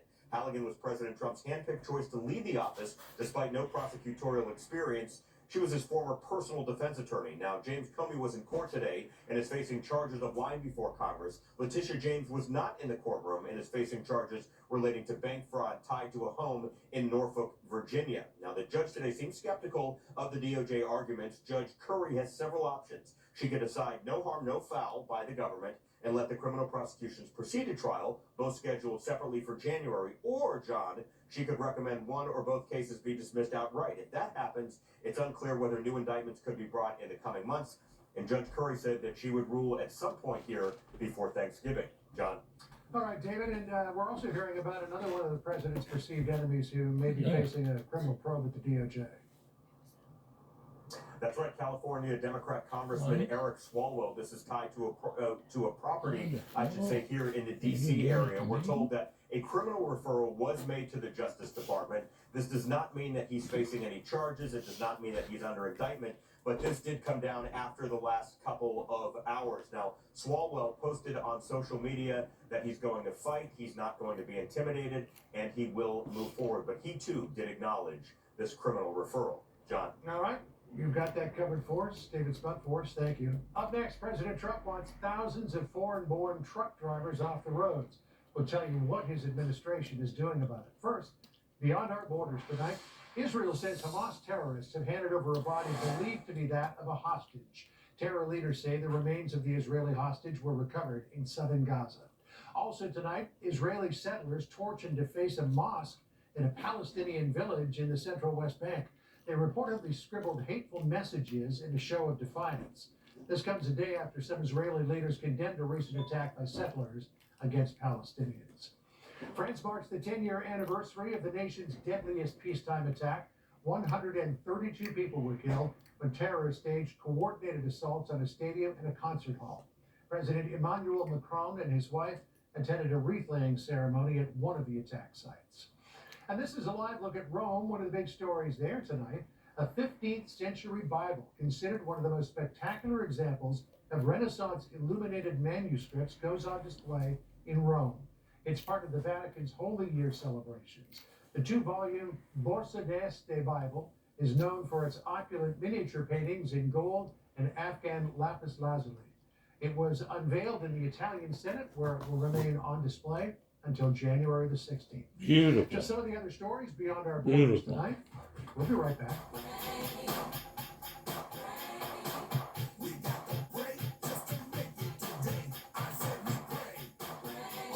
If you have heart disease and struggle with LDL-C, even with statins and diet, listen to your heart. Talk to your doctor about Repatha. Repatha plus a statin lowers LDL-C by 63%. Do not take Repatha if you're allergic to it. Serious allergic reactions can occur. Get medical help right away if you have trouble breathing or swallowing, swelling of the face, lips, tongue, throat, or arms. Common side effects include runny nose, sore throat, common cold symptoms, flu or flu-like symptoms, back pain, high blood sugar, and redness, pain, or bruising at the injection site. Ask about Repatha. When our country needed you, you answered the call. You took the oath, you served, and you sacrificed to defend our great country. Visiting Angels knows veterans. You are the heroes among us, and we are honored to serve you. Visiting Angels, America's choice in home care. Cheer for me in my new school. You can get all the attention you want. Damn, that's my train. Can I win the title? We can! We will! We might. Stumble. Check your local listings. Drop is finally here. Drop delivers the weight loss benefits of GLP-1 injections in easy-to-use oral drops. Her office. Attorney General Pam Bondi says acting U.S. Attorney for the District of New Jersey, Alina Habba, was not hurt in the incident. Habba says she will not be intimidated by what she calls radical lunatics. The Justice Department is suing to block new congressional district boundaries that were approved by California voters last week.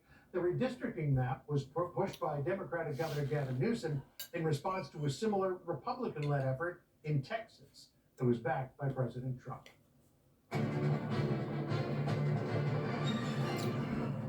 President Trump's immigration crackdown is focusing tonight on commercial driver's licenses that have been issued to foreign-born truckers. The administration is revoking 17,000 of them. Can you hear that? Senior national 17,000. is in Los Angeles with this report. Can you hear the interpreter, Mr. Singh?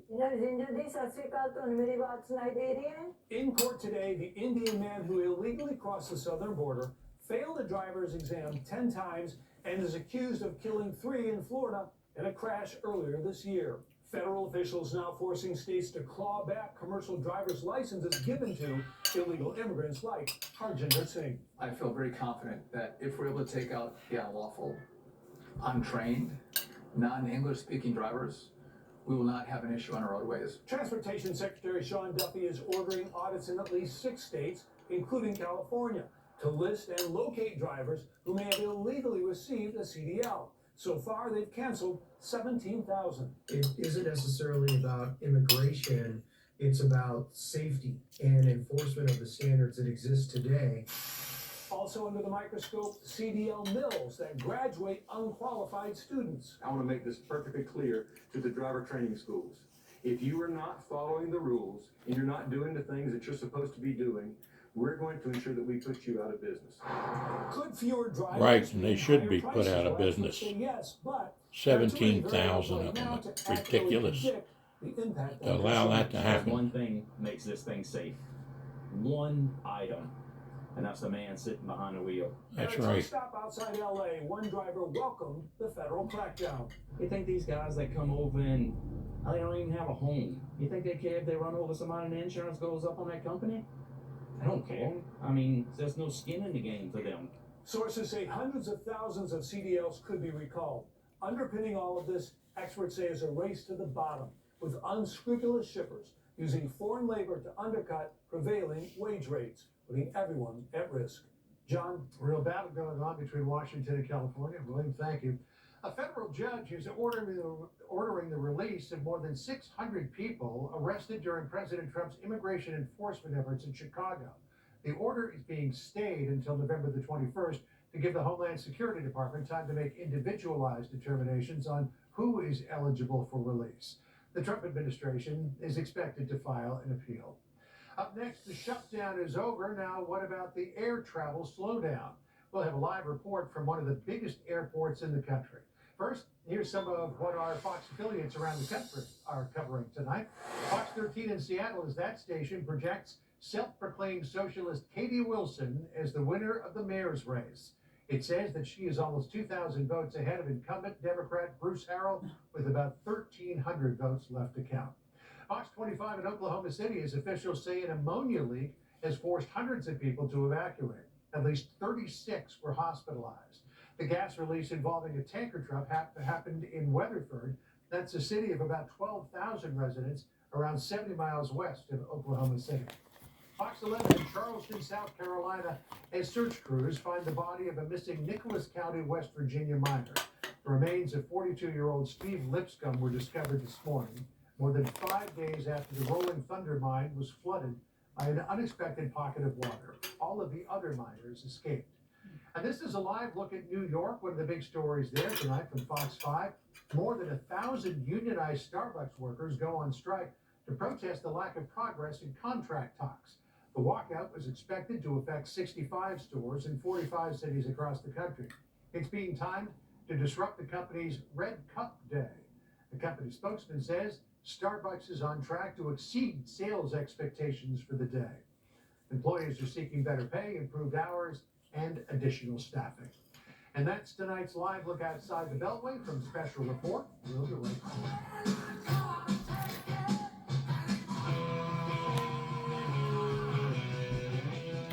The numbers don't lie. Red Bear is #1 for the biggest interviews, more Americans turn to Special Report than anywhere else. How does this end?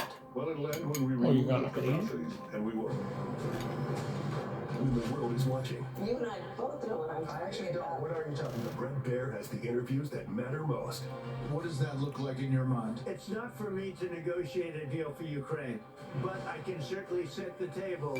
Only on Fox News Channel. America is watching. If you're an illegal alien, this runway is your future, because you're headed home. I'm Christine Home, the United States Secretary of Homeland Security. If you download the CBP Home app and you safely self-deport, you will receive financial assistance, a free flight, and the chance to come back to America legally. If you don't, you will be caught, fined, detained, and forcefully removed. Under President Trump's strong leadership, we follow the law, and our border is secure. For adults with obesity, Zepbound means change. It's changing what I believe is possible when it comes to weight loss. Zepbound helps adults with obesity lose weight and keep it off. Don't take is allergic to it, or if you or someone in your family had medullary thyroid cancer or multiple endocrine neoplasia syndrome type 2. Tell your doctor if you get a lump or swelling in your neck. Stop Zepbound and call your doctor if you have severe stomach pain or a serious allergic reaction. Severe side effects may include inflamed pancreas or gallbladder problems. Tell your doctor if you experience vision changes, depression, or suicidal thoughts before scheduled procedures with anesthesia. If you're nursing, pregnant, plan to be, or taking birth control pills, taking Zepbound with a sulfonylurea or insulin may cause low blood sugar. Side effects include nausea, diarrhea, and vomiting, which can cause dehydration and worsen kidney problems. Ask your healthcare provider about Zepbound. Explore savings options today. Hey, I'm Mike Hammond from Signal Relief. You know the holidays are meant to be about family, laughter, and taking things slow. But when you're in pain, it's hard to enjoy any of it. I know because my back has made life difficult for me. But that's why I love the Signal Relief patch. It helped me enjoy the holidays again. It helped me enjoy my family again. I've given this patch as a gift to friends, family, and even strangers in pain because I know it works. In a recent study, over 85%.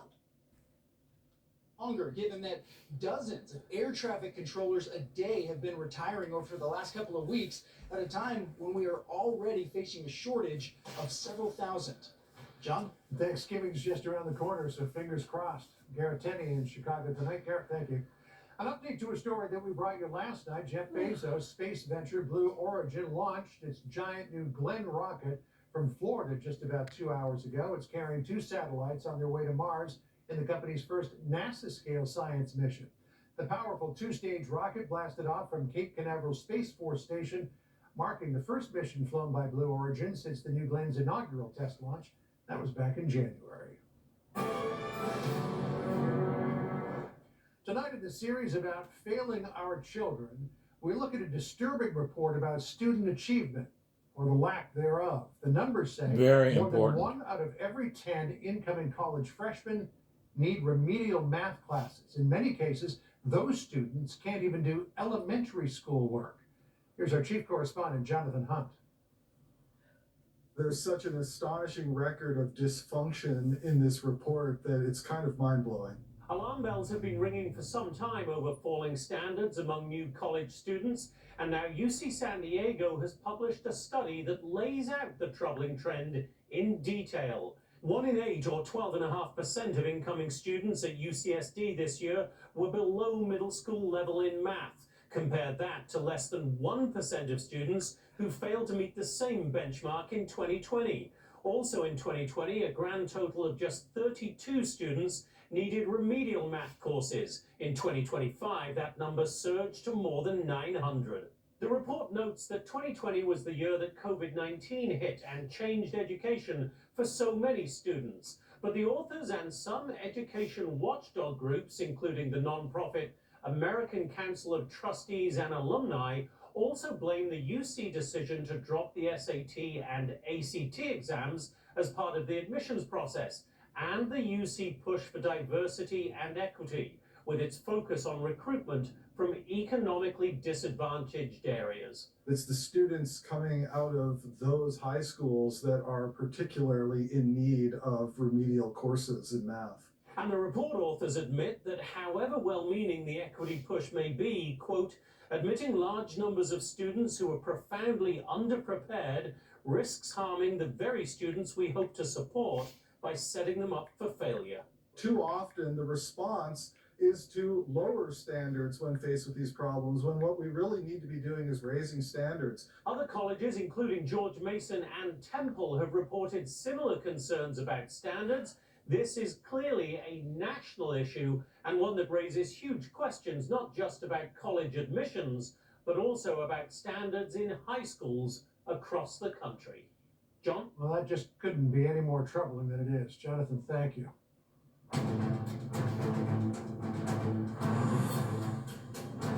Media reports in Ukraine are detailing a major embezzlement and kickback scandal in the government. They implicate a close associate of the president. Senior Foreign Affairs correspondent Greg Palcott fills us in tonight. As Ukraine battles Russia in the nearly 4-year-long war, it now deals with another challenge. It's claimed by Ukraine's anti-corruption agencies, officials who ran the country's nuclear power supplier, Energoatom, were involved in a $100 million embezzlement scheme, taking kickbacks from those doing business with the company. U.S. funds part of the racket. The main task of the criminal organization was to obtain illegal benefits from contractors of Energoatom. Justice Minister German Galashenko and Energy Minister Svetlana Hernchuk already forced to resign. One of 7 charged suspects, a former business partner of Ukraine's President Volodymyr Zelensky. The Ukrainian leader put a brave face on it. I support every investigation by law enforcement bodies, by anti-corruption bodies. We support it. But it was Zelensky last summer who, in the middle of this investigation, tried to weaken the anti-corruption bodies, a move which brought protesters out, worried Ukraine could be falling back to past corrupt ways.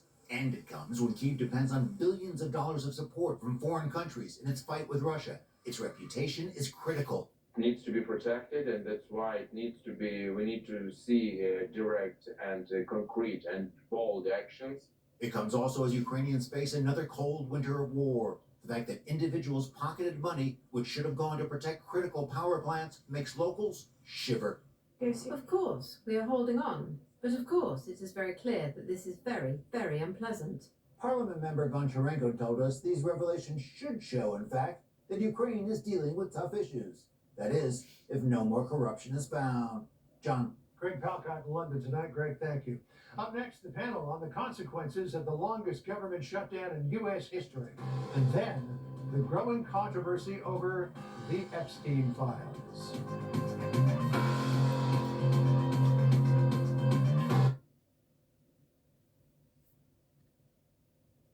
Well worth researching.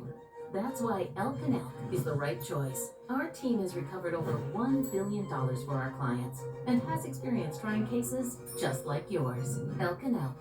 Every client, every day.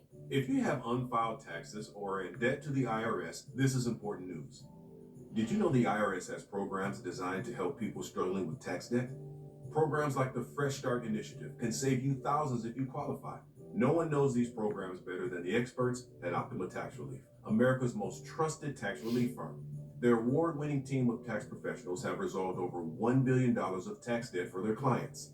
A+ rated by the Better Business Bureau, they have the expertise to help you.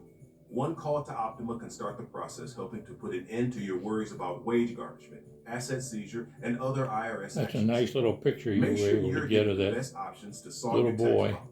Call saluting. the experts at Optima now for your free Did consultation. you send that to me, did you? For a free consultation, call 800-854-9177. 800-854-9177. That's 800-854-9177. Optima Tax Relief. Not yet, but we are now. We will never give in to extortion, because that's what it was. That they tried to extort, the Democrats tried to extort our country. Leader Schumer and the overwhelming majority of Senate Democrats waged a valiant fight week after week after week. The CEA guesstimates that it's about $15 billion a week. It lost about 60,000 American jobs. I think we're looking at GDP in the fourth quarter about 1.5% lower than it would have been if we didn't have. Thanks to the dumb Democrats. Postmortem well underway as the government shutdown ends and government tries to get back to normal. Let's bring in our panel, Fox News media analyst Howard Kurtz, Fox News contributor Byron York, and Olivia Beavers of the Wall Street Journal. So Jeffrey says that Schumer and the other Democrats waged a valiant fight. But to hear the progressives in the Democratic Party tell it, it's more like a catastrophic nullity. It was the dumbest thing I've ever seen. Interesting. I remember running up to Elizabeth Warren and asking, do you think it's time for new Democratic leadership? And she no-commented me, which I feel like, usually you get some sort of defense. But for most parts, they're not calling for his head yet. But there was some sort of, massaging of, it was a very difficult moment. I feel like he did the right thing, but we didn't get what we wanted and we're disappointed. So we'll see, because I think Democrats are pretty frustrated that for 2 times they feel like they haven't walked away from government funding fights with wins. Leader Schumer had met with his Democratic senators to try to prevent that from happening this time, but now they're walking away pretty empty-handed. Yeah, a lot of people are saying that he had to at least have had tacit knowledge and maybe gave a little bit of a nod to the 8 who did vote in favor of the CR in the Senate. In terms of the change of leadership, here's what Democrats in both the House and Senate are saying about it. This problem is bigger than one person, and it actually is bigger than the minority leader in the Senate. We've got to have a hard conversation as a caucus about what we all need to do, what kind of leadership we need in order to make sure that we don't continue to break apart. That means we need more effective leadership. Right, so Olivia's point, they're sort of nodding at it, but listen to what Cory Booker said. The Democratic Party needs to change. It is time for a new generation of leaders to stand up to Trump, and if the Democratic Party is to deliver new leaders, listen to him on anything. Stand and fight. That could be a problem, Howie, for people like Chuck Schumer.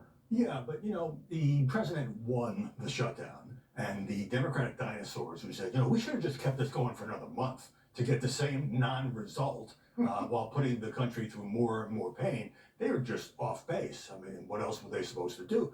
But at the same time, there was collateral damage, John, for President Trump in the sense that he seemed so determined to keep frozen the SNAP food stamp program that he even threatened the states that wanted to use their own money to do it. So he wasn't putting any points on the board when it comes to empathy. And as far as Obamacare, boy, Mike Johnson sounds like he's in no rush to do anything on that, talking about reforms and so forth.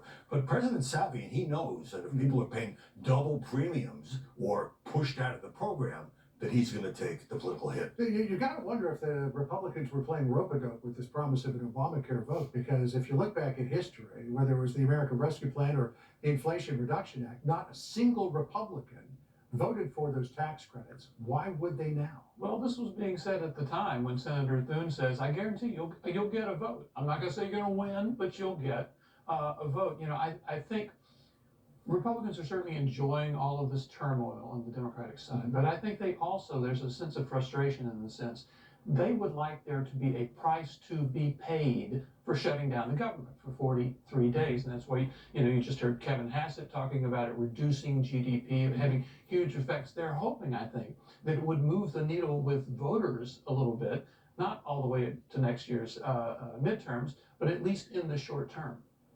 Well, certainly President Trump has got an idea of what can move the needle politically, and it's this idea of affordability. He says it's an issue that Democrats leveraged very well in last Tuesday's election. So listen to what he said here. Your line is price is affordability. That's the new word, affordability. It's much less expensive under Trump, and we have the greatest economy in history. Are Republicans not selling it? I'm not for it. Republicans don't talk about it. Yeah, so the president is afraid that Republicans aren't talking enough about what really matters to voters, which is why he's coming out with these ideas. Well, he's toying with the idea of 50-year mortgages, possible portable mortgages, tariff rebate checks, giving federal health care dollars directly to Americans as opposed to the government giving it to the healthcare companies. Is that the right message, Olivia, for Republicans to carry into next year's midterms? I mean, I think Republicans need to be paying attention to the economy. It's the #1 issue usually on voters' minds, and it comes after President Trump seemed to sort of dismiss concerns in that interview about how voters were feeling. And you don't want to have, we've seen in terms of history, previous presidents who have dismissed how voters feel about how their pockets are, and there's been huge blowback. So I think that there's some sort of reconsideration, and they're trying to rectify that moving forward, because I imagine that's going to be a huge factor coming into the midterms. Do Republicans, Howie, need to get back to basics? It's the economy, stupid. Well, they're taking a lesson, as you often do in politics, from the Democrat success in those off-year elections and talking about affordability. At the same time, this is the challenge for the president, because although he likes to say that, things have never been better, I mean, in fact, he has not been able to slow down the kitchen table issues that the Democrats use so effectively. And I think he and the Republicans need to figure out how to connect with voters on that crucial issue. Yeah, I was just going to say that a lot of Republicans, including Speaker Johnson, are looking at last Tuesday and saying, Democrats win in blue states, big deal.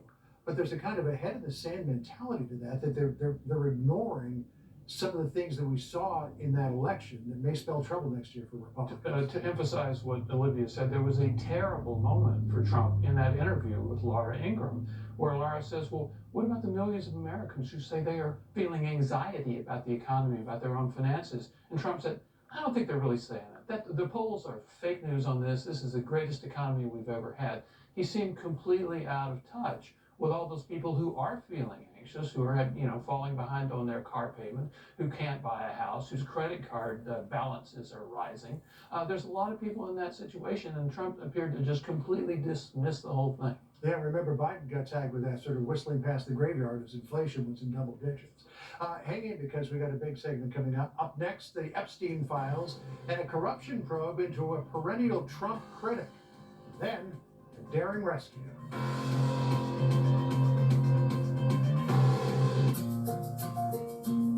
I've been